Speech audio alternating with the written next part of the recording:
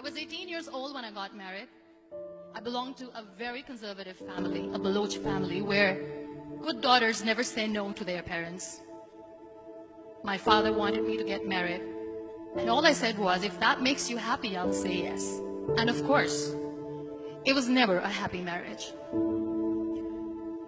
Just about after 2 years of getting married, about 9 years ago, I met a car accident. Somehow my husband fell asleep and the car fell in the ditch. He managed to jump out, saved himself. I'm happy for him. But I stayed inside the car and I sustained a lot of injuries. The list is a bit long. Radius ulna of my right arm were fractured. The wrist was fractured. Shoulder bone and collarbone were fractured. My whole rib cage got fractured. But that injury that changed me and my life completely was the spine injury. Many people came to rescue. They gave me CPR. They dragged me out of the car. And while they were dragging me out, I got the complete transection of my spinal cord. Those 2.5 months in the hospital were dreadful. I was at the verge of despair. One day, doctor came to me and he said, well, I heard that you wanted to be an artist, but you ended up being a housewife. I have a bad news for you. You won't be able to paint again. Next day, doctor came to me and said, your spine injury is so bad, you won't be able to walk again. I took a deep breath and I said, it's all right. Next day, doctor came to me and said, because of your spine injury and the fixation that you have in your back, you won't be able to give birth to a child again. That day, I was devastated. I started to question my existence. Why am I even alive? So what kept me going was, one day I asked my brothers, I know I have a deformed hand, but I'm tired of looking at these white walls in the hospital and wearing these white scrubs. Bring me some colors, bring me some small canvas. I want to paint. So the very first painting I made was on my deathbed, where I painted for the very first time. What an amazing therapy it was. Without uttering a single word, I could paint my heart out. I could share my story.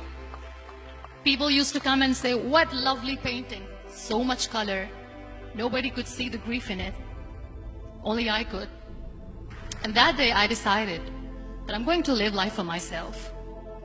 I am not going to be that perfect person for someone. I am just going to take this moment and I will make it perfect for myself. That I'm going to fight my fears. So I wrote down one by one all those fears. And I decided that I'm going to overcome these fears one at a time. You know what was my biggest fear? Divorce. But the day I decided that this is nothing but my fear, I liberated myself by setting him free. And I made myself emotionally so strong that the day I got the news that he's getting married, I sent him a text that I'm so happy for you and I wish you all the best. And he knows that I pray for him today. Number 2 was, I won't be able to be a mother again. And that was quite devastating for me.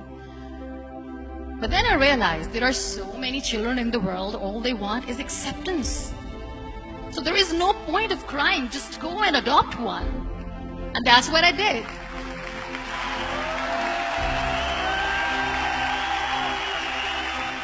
I gave my name in different organizations, different orphanages, and I waited patiently.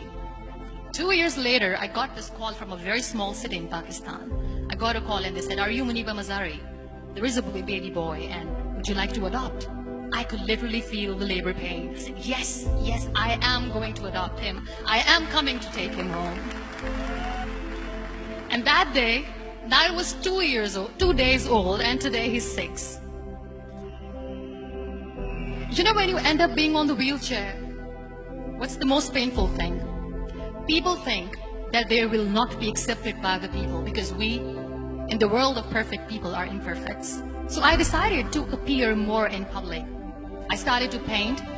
I have done a lot of modeling campaigns. I decided that I'm going to join the national TV of Pakistan as an anchor person. I became the National Goodwill Ambassador for UN Women Pakistan, and now I speak for the rights of women, children. I was featured in BBC 100 Women for 2015. I'm one of the Forbes 30 under 30 for 2016. So when you accept yourself the way you are, the world recognizes you. It all starts from within. We have this amazing fantasy about life. This is how things should work. This is my plan. It should go as per my plan. If that doesn't happen, we give up. I never wanted to be on the wheelchair. Never thought of being on the wheelchair. This life is a test and a trial, and tests are never supposed to be easy. So when you are expecting ease from life, and life gives you lemons, then you make the lemonade, and then do not blame life for that. It is okay to be scared. It is okay to cry. Everything is okay, but giving up should not be an option.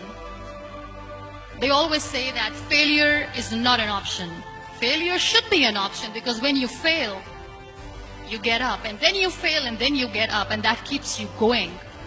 Embrace each and every breath that you are taking. Celebrate your life. Live it.